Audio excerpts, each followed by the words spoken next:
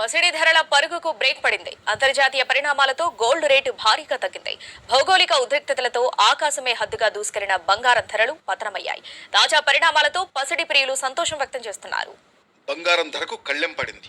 America China మధ్య టారిఫ్లకు 90 రోజుల పాటు బ్రేక్ పడింది. దీంతో పసిడి ధర భారీగా తగ్గింది.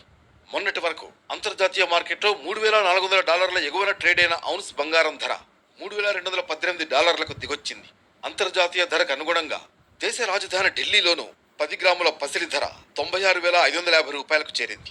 హైదరాబాద్ బులియన్ మార్కెట్లో 10 గ్రాముల పసిడి ధర $96,125 వద్ద ట్రేడ్ అవుతోంది. శనివారం $99,950 వద్ద ట్రేడ్ అయిన పసిడి $3,400 మేర తగ్గింది. వెండి సైతం కిలో $200 మేర తగ్గి $99,700 వద్ద ట్రేడ్ అవుతోంది. పోటాపోటీగా టారిఫ్లు విధించుకున్న అమెరికా చైనా సుంకాలను 90 రోజుల పాటు వాయిదా వేస్తున్నట్లు ప్రకటించాయి. అమెరికా తన సుంకాలను 145% నుంచి 30% తగ్గించేందుకు అంగీకరించగా చైనా కూడా అమెరికా ఉత్పత్తులపై 10% మాత్రమే సుంకం విధించేందుకు ఓకే చెప్పింది. మరోవైపు రష్యా ఉక్రెయిన్ మధ్య శాంతి చర్చల్లో పురోగతి, భారత్ పాక్ మధ్య కాల్పుల విరమణకు అంగీకారం వంటి ఉద్రిక్తతలు తగ్గించే చర్యలు కూడా కారణమయ్యాయి. బంగారంలో భారీగా పెట్టుబడులు చేసిన వారు ఒక్కసారిగా లాభాల స్వీకరణకు దిగారు. దీంతో బంగారం ధర దిగొచ్చిందని నిపుణులు చెబుతున్నారు.